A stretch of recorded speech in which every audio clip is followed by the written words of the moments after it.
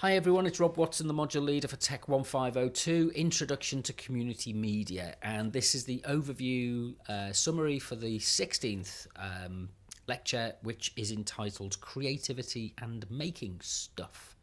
And what this is really about is we've looked at a lot of, if you like, very serious social issues, and we've framed community media as, if you like, in kind of as an opposite or an alternative to mainstream media, and the kind of, the general thrust of a kind of the passivity of mainstream media audience expectations. And you buy a product and you enjoy a service and you enjoy programming, but you're not involved in the process of making it. So what I want to look at in this lecture is just that whole idea in terms of what we benefit from making and producing products, media products or other products, as part of a platform or a way into enhancing and developing a sense of sociability and community.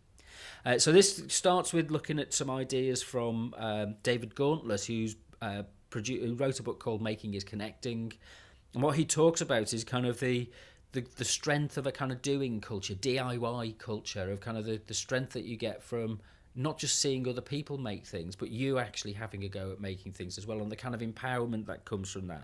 And it's kind of, what the notion of creativity is in that process, because it's often something which is shrouded in mystique and mystery, which, kind of professional creatives, you see that term used, oh, they're a creative, as opposed to engineering, which is somehow regarded as not being creative, but artsy is regarded and given the kind of the label of being creative.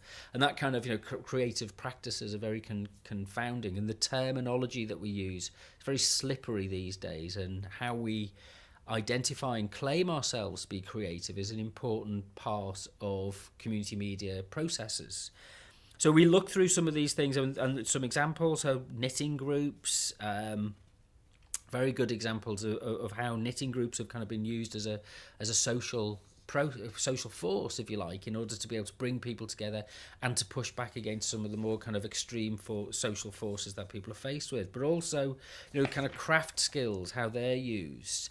And then there's the kind of the whole lo-fi argument, the kind of in Leicester, I think we've looked at this briefly. Leicester Lo-Fi is a photographic community who use and work with analog photographic technologies, so print-based, darkroom-based. The traditional method of photography is captured through photochemical processes, as opposed to digital, where the camera or the phone or the application that you use does the work for you. This is about going back to something that you have to intervene in this process. It's your enactment of this process which is what brings value to you, and it's kind of like an affirmation and a status point of who you are beyond being digital.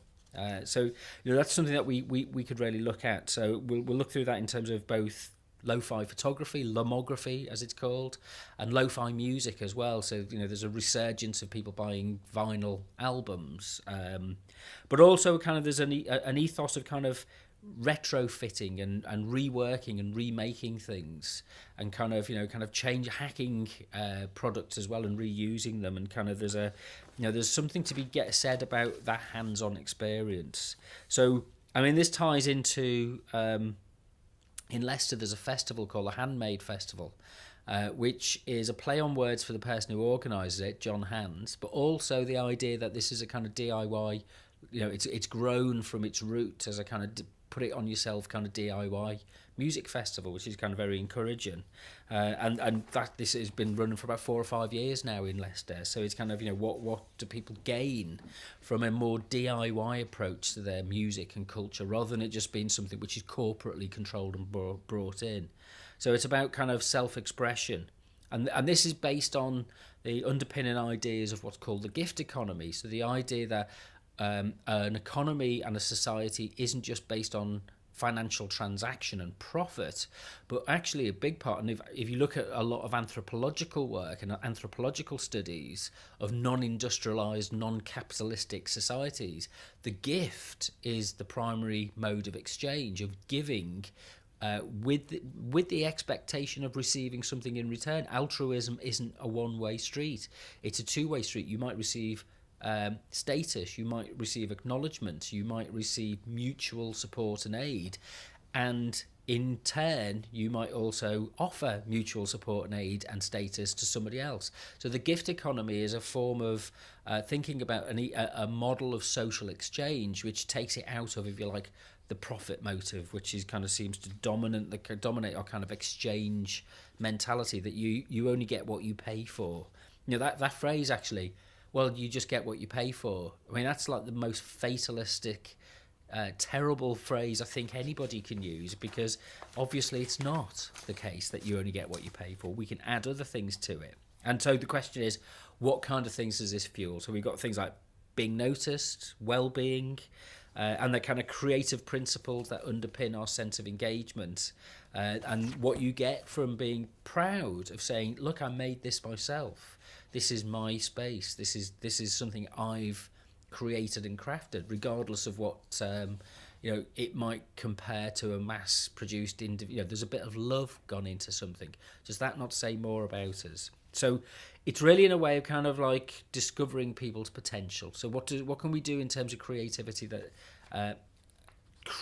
helps us to generate a sense of community which goes beyond that which is merely managed and that which is technically appraised, but is something which people feel passion and joy because they're active producers within their communities of products and artifacts and media which form the talking points for their interconnections with other people. Right, okay, the lecture notes are available on the DMU Commons wiki. Just go to wiki.our.dmu.ac.uk and look for the TECH1502 section. If you want to carry on any conversation and discussion about the topics that we cover, or about anything else that you're interested in, just go to talk.our.dmu.ac.uk and start a new topic. Share any examples. Give us a sense of what else is out there. I can't cover every case study and example in a lecture, so it'd be good if we could provide some examples and share some examples over in an environment which is free from corporate and managerialist control. There we go. That's a reason for using DMU Talk. Okay, I'll see you at the lecture.